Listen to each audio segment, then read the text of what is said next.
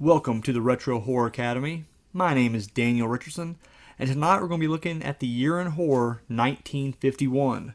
So we're doing a little bit better than last year, which we didn't have any movies from 1950. But we got 4 of them. That's right, count them, 4 that we're going to be ranking tonight. And we got 5 inductees into the Horror Hall of Fame.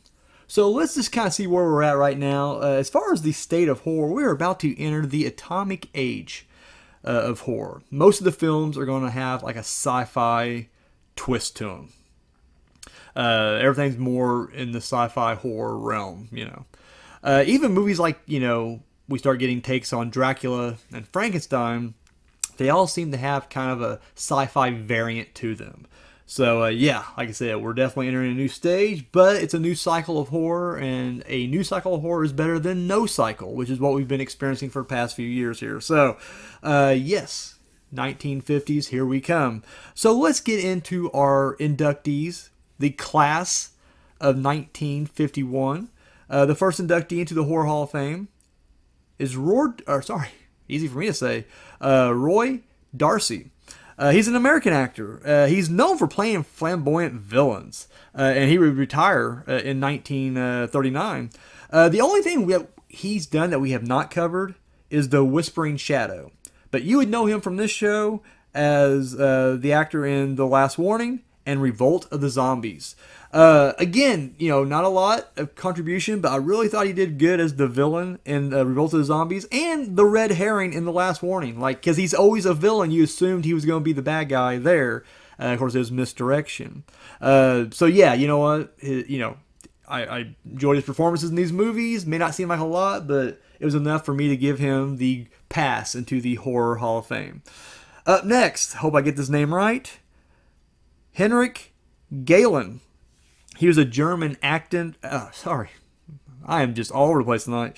He is a German actor, writer, and director.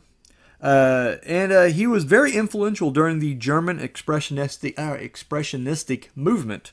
The only movie we didn't cover, because it's a lost film, was the 1914 version of The Golem, which he actually wrote, directed, or I should say co-wrote, co-directed, and also starred in. But this show, we know him as the writer of The Golem, the 1920 version, Nosferatu, Waxworks, and then he wrote and directed The Student of Prague, the 1926 version. He wrote and directed Alaron, which I believe that was 1928, and then the writer of The Student of Prague, the 1935 version. Yes, I mean, with this many credits, again, being a figurehead and very influential in the German expressionistic movement, and then, of course, writing and directing such masterpieces in the horror realm. You know, Golem, Nosferatu, The Student of Prague, I mean, come on. All top-notch, you know, horror, you know, properties there. So, yeah, it's a no-brainer. Henrik Galeen, you know, come on into the Horror Hall of Fame. Up next, we have Valerie Hobson. British actress. She would go on to marry a member of the British government minister, or a minister in the British government. The only thing we didn't cover that she did Life Returns and Mystery of Eden Drood. But on this show, we know her for being in Bride of Frankenstein and Werewolf of London. She's always dating the, or I guess not really the monsters, but the title. You know, she was the bride of the Dr. Frankenstein, not the actual, you know, Bride of Frankenstein, but the doctor, and she was the girlfriend of the Werewolf of London as well. So there you go. Again, you know, not a lot of quality or quantity, but she definitely has quality. And you know what? I definitely, you know, remember her from Bride of Frankenstein. That whole cast deserves to be in, or the whole cast deserves to be in the Horror Hall of Fame. So up next, we have Brian Desmond Hurst. He is a Irish director, considered to be the best Northern Ireland director around, and best known for the movie Scrooge, his take on A Christmas Carol. Of course, on this show, we know him as the writer and director of A Telltale Heart. Again, you know, not a lot of quantity, but he directed, you know, A Telltale Heart. Really good adaptation of the Edgar Allan Poe classic, and yeah, you know, you got someone of his stature and his, you know, pedigree, put him in. And finally, our 5th entrant into the Horror Hall of Fame, it is Frank Wisbar. a German writer and director. We know him for writing and directing Fall Harmon Maria. I always get that name butchered. And its remake, Strangler of the Swamp. And then, of course, he was the director of Devil Bat's Daughter. Big fan of Strangler of the Swamp and Falman Maria. It's Ferryman, I believe. Ferryman, that's the American interpretation. Translation, I should say. Either way, both are good Gothic classics. And then, of course, like I said, Devil Bat's Daughter, I enjoyed. It's different. Not what we was expecting as a follow-up to Devil Bat, but I don't know. I still liked it. And yeah, I think, again, his contributions should not be denied. So, yes, to do a quick recap, Roy Darcy, Henrik Galen, Valerie Hobson, Brian Desmond Hurst, and Frank Wisbar. Guys, welcome to the Horror Hall of Fame. Take your seats among the greats. All right, guys, so now that we got that out of the way, let's get into it, shall we? We got 4 horror films from 1951 to rank, so let's get into it. At number 4, we have The Son of Dr. Jekyll. So basically, the son of Dr. Jekyll, he has no idea who his father was and, how all that went down.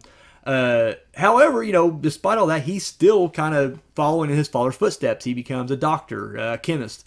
He even gets kicked out of school for his radical thoughts, However, when he does finally find out that he's the son of the Dr. Jekyll, he decides to, pursue his father's work. He wants to prove that, his father wasn't necessarily crazy and that, it wasn't him that was, this Mr. Hyde. It was a chemical imbalance, and he wants to prove that.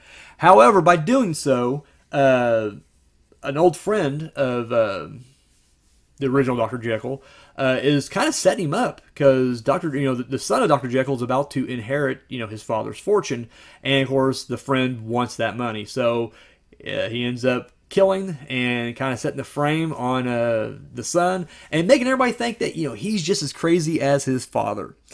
This is a sequel of sorts. IMDb has this listed as like a sequel to the 1920 John Barrymore version, but that can't be because honestly, when you look at them, the stories don't match up at all. At the end of that one, Dr. Jekyll, he ends up poisoning himself because he can't believe what he has become, and he never kills his girlfriend or his fiance.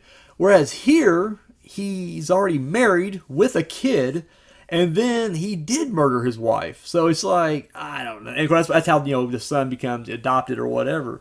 They do carry over to 2 friends. They were in the original thing, but again, I never read the book, and so this may be more like a follow-up to the book. And that would make a lot more sense. They also said that it's kind of followed by, not IMDb, sorry, but I read that that there's another movie that came out a few years after this called Daughter of Dr. Jekyll, which they said was kind of like a follow-up to this one. But again, IMDb does not show it being connected in any way, so I don't know. For me personally, this was just okay. It does pick up toward the end, but I guess because I was expecting it to kind of follow any of the Dr. Jekyll movies before, like be a legit sequel to any of the many that we've covered on this show, and the fact that it just doesn't, it's definitely a standalone movie in my opinion. That kind of hurt it for me. I don't know. I was just kind of like, again, it picks up towards the end, but even then, it's just like, and I don't know. I guess they kind of revealed too early that he's innocent. I kind of wish I would have played that out a little bit more. Like, maybe he is crazy. Maybe he is losing his mind. And then we find out, oh, shit, the friend is one's, fucking him over. But we don't get that. It's just, I don't know. It just is what it is. Take a quick drink. This thing has a 4.9 on IMDb. And, yeah, I don't know. Maybe it's a little higher than that. But if it is, it's not by much. So, we move on now to number 3. The winner of the Bronze Skull Award, The Strange Door. So in The Strange Door, you got Charles Laughton, who he's the ruler of this castle he lives in, and he ends up, this guy who's kind of like a bum, a handsome bum, young bum, but a bum nonetheless, kind of, stumbles into his manor, and he ends up going into this, it's a strange door that locks him on the inside. And so Charles Laughton decides, like, he's crazy anyways. Like, it's established early on this dude's the villain, and he's just kind of psychotic. And so he decides he's going to keep him a prisoner there. Now, also on the premise, there's a dungeon. His brother lives there. Now, the reason why he imprisoned his brother was because he was in love with his brother's girlfriend. I don't know I can't remember if it's one of those things where he dated her first and then his younger brother, stole her, or if he never had her and he's just jealous. Again, I don't remember. But either way, he has his brother imprisoned. And so his brother, however, or the girl he loved, the woman he loved, ends up dying during childbirth, and she ended up having a daughter. He tells the daughter that her father is dead, when really he's just locked up in the castle. But then he spends his life trying to ruin this daughter's life. And then he decides he's going to force her to marry this bum. However, they actually do fall in love. And then he's like, fuck it, I'll kill you both. And so they try to get Boris Karloff, who plays like a butler, to try to help him out. However, Charles Laughton has a lot in store for everybody involved. Murderous things, if you will. So, like I said, this movie stars Charles Laughton and Boris Karloff. Karloff actually received some pretty prominent billing on here, like second billing next to Charles Laughton, even though he's a supporting actor and doesn't have as much screen time. However, just the fact that he's Boris fucking Karloff, it's why he got it, because he's a recognizable name. And yeah, they're hoping this would help, boost this thing. This is based on a short story by another Horror Hall of Famer, Robert Louis Stevenson. This was Universal's attempt to get back into horror, they say. And, they're just trying to test their, toes in the water yet again. The writer of the script said he was intending this to be a well-disguised remake of The Raven, which I can kind of see. This thing got mixed reviews upon its release. Honestly, I did not like this movie. I found it to be incredibly boring. Again, I don't know what I was expecting. I guess I was expecting just more action in general. I don't know. I thought it would be a little crazier. I just found myself, honestly, just slogging through this thing. I don't know. I was bored through it. This has a 6.3 on IMDb. I don't see how, but fuck it. Like I always say, sorry, excuse me. I'm just a mess tonight. I'm burping and stumbling over words. It's very unprofessional here at the Horror Academy, the Retro Horror Academy. Sorry. Yeah, I don't know. I always say this. The performances are great. I think Charles Laughton, is good. He's always kind of over the top for me, but overall, I always give him a big thumbs up. And Boris Karloff is great, but just, I don't know. The rest of the movie is just very mediocre, or the acting is very mediocre. And then the story here is just blah. I don't know. I couldn't get into it. Not my cup of tea. So we're going to move on now to the number 2 horror film of 1951 and the winner of the Silver Skull Award. I am talking about Bride of the Gorilla. This was written... I should give the description first. Basically, there's a plantation in the jungle, and the guy who, he's running it, he, marries this beautiful girl. However, a witch doctor or voodoo priestess or what the fuck, priest, puts a voodoo hex on him, and it turns him into a gorilla monster. Bride of the Gorilla. This was written and directed by Kurt Sidomak, if I'm pronouncing that right. And it stars Raymond Burr and Lon Chaney Jr.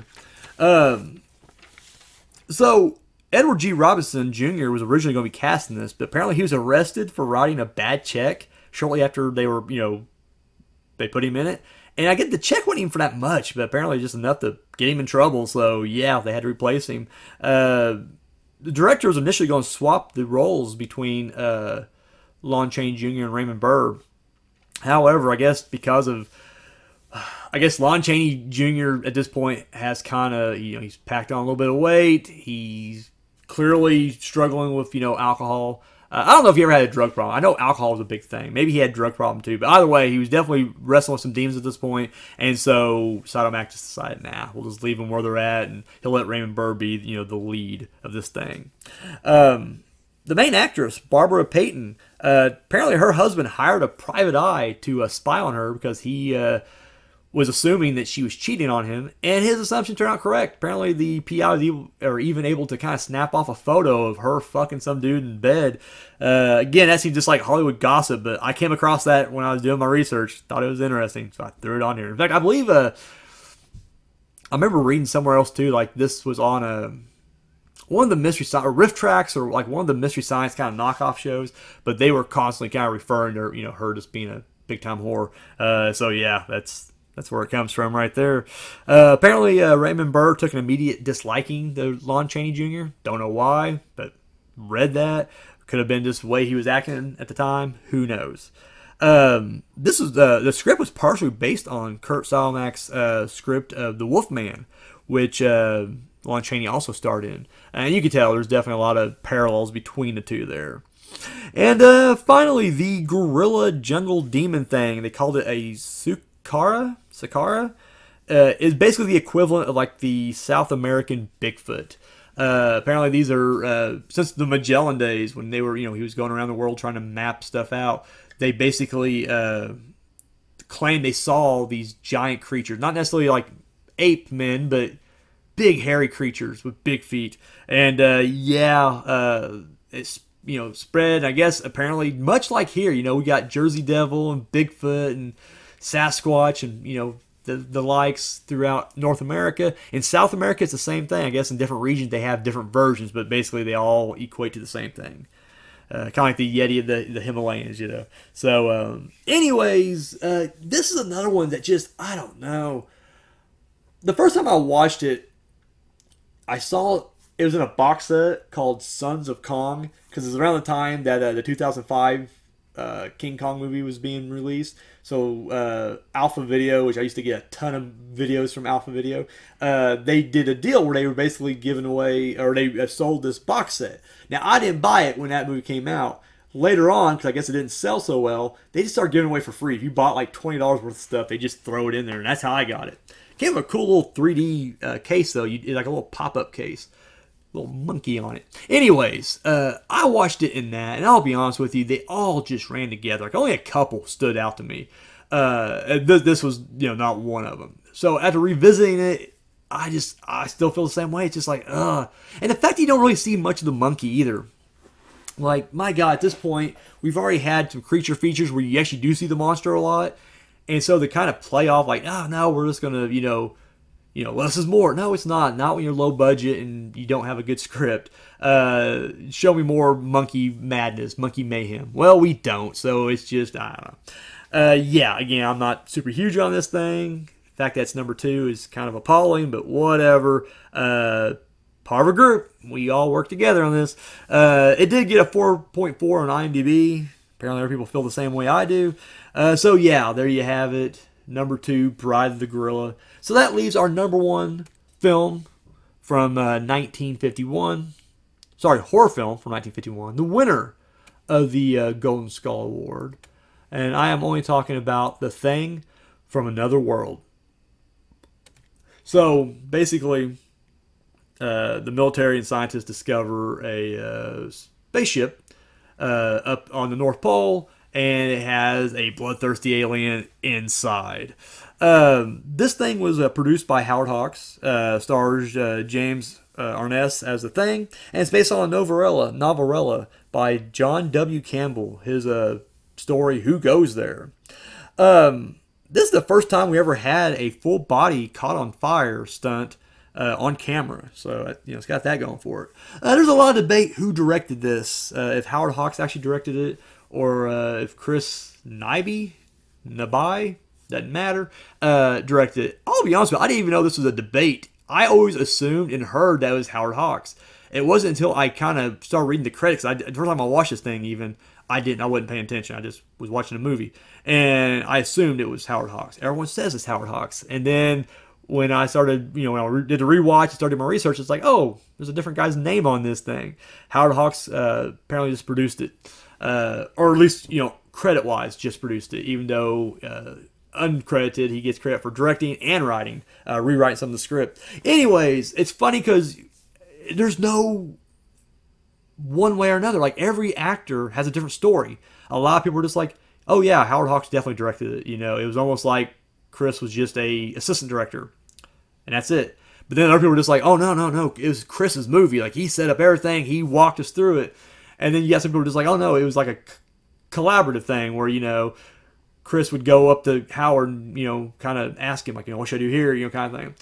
It's funny because I guess when Howard Hawks was talking early on, he was flat out denying, like, oh, no, it was all Chris. But then as time would go on, he'd take more credit for it,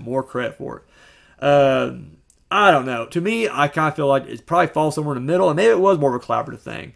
It kind of feels a lot like, what was it, Poltergeist with Spielberg and Tobe Hooper. How everyone just says like, oh yeah, Spielberg directed that. Like Tobe Hooper is there, but it was Spielberg's movie. It feels a lot like that. I guess it doesn't really matter in the long scheme of things. You know, they create a classic together. But yeah, a lot of people are giving old Howard Hawks the nod on this one. The year it came out, this was the best sci-fi movie at the box office. It came out against some classics. I forget what the other one was, but one of them was The Day the Earth Stood Still. So it's like, yeah, had some good competition, and it won out. This thing actually got a lot of mixed reviews at the time. However, it's just considered a classic today. It would get remade. The story get kind of reused a couple times. Some people said that the story was kind of touched upon in Horror Express, like they kind of did their version of it, which I guess kind of makes sense. But of course, we all know the real remake, The Thing by John Carpenter. Of course, it was followed by a prequel, also called The Thing, because people in Hollywood are fucking stupid. But you know, it was, you know, it's been remade. Apparently, the South Pole Telescope Station, small little outfit, skeleton crew down the South Pole, they have a tradition every year, and whenever they get off the, you know, the plane, the final plane, or whatever, their shift begins. They actually watch all three films: The Thing from Another World, The Thing, and The Thing. That first night they're there. Kind of fun little triple feature there. Love it. Apparently, The Thing was supposed to be more of a shapeshifter, like he is in the book, and would be in John Carpenter's version, but there just wasn't enough money in the budget, so they had to drop it. Also, that's kind of the reason they couldn't do close-ups of the monster in this movie, was because they kind of knew that the makeup was very shabby, like it was going to look cheap. However, the fact that there are no close-ups of the monster kind of gives it more of a mysterious vibe to it. It's kind of like, you know, with the Jaws shark not working properly and they couldn't shoot it that much, it lent more to the film suspense because you didn't see the shark that much. So it's kind of the same thing in this, you know. This also coined the very popular phrase, keep watching the skies, which, you know, you would hear a lot of movies and books and shows and whatever. You hear that all the time. Started here, guys. It started here. This film will go on to influence future filmmakers such as Ridley Scott, Tobe Hooper, and John Carpenter. There was a popular song at the time this movie came out called The Thing, which is why Howard Hawks added From Another World to the title, so there would be no confusion or connection, I guess, between the song and this movie. There was no opening credits, which is very unusual for movies of this time period, because that's really all you really had usually was opening credits. Sometimes you didn't even have end credits, you know, it was always opening credits, but not in this movie. There were rumors that William Faulkner, writer, contributed to the script.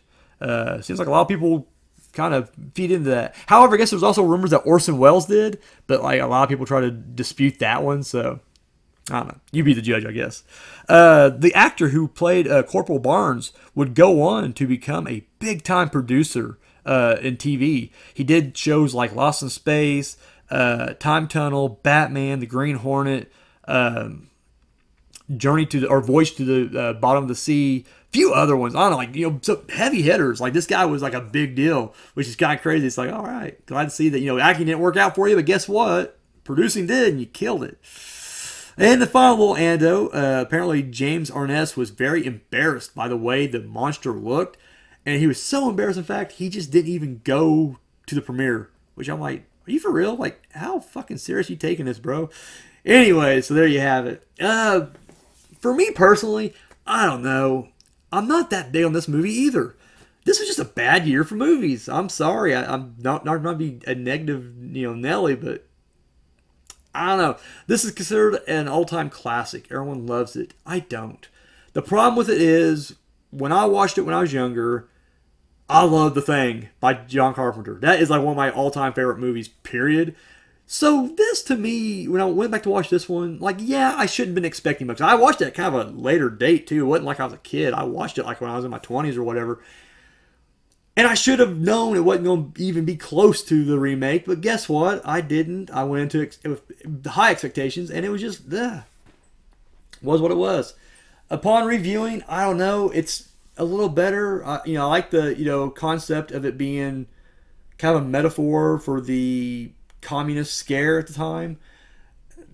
But still, it's just, I've seen a lot of creature features from the 50s. I don't think this is that good. I don't think it stacks up to the others. In fact, a lot of the man-sized creature features, I could take or leave. Like, I don't know, we're getting close to giant creature features. Godzilla's around the corner. We got them, the Beast from 20,000 Fathoms or whatever. Like, there's a lot of good giant monster movies coming out. And, yeah, I'm more of a fan of those. So, I don't know.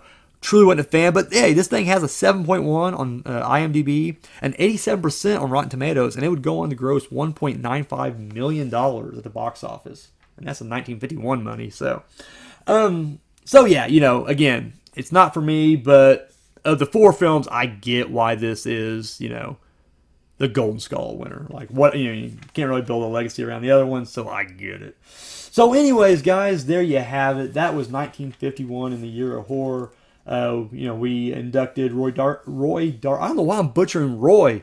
It's ridiculous. Roy Darcy, Henrik Galen, Valerie Hobson, Brian Desmond Hurst, and Frank Wisbar into our Horror Hall of Fame. And then our number 4 film of the year was The Son of Dr. Jekyll. Our number 3 and winner of the Bronze Skull Award was The Strange Door. The number 2 horror film and the winner of the Silver Skull Award was Bride of the Gorilla. And our number 1 horror film of 1951 and winner of the Golden Skull Award, it's The Thing from Another World. So there you guys have it. That was 1951 in horror. So yeah, on behalf of the Retro Horror Academy, my name is Daniel Richardson, and you're dismissed.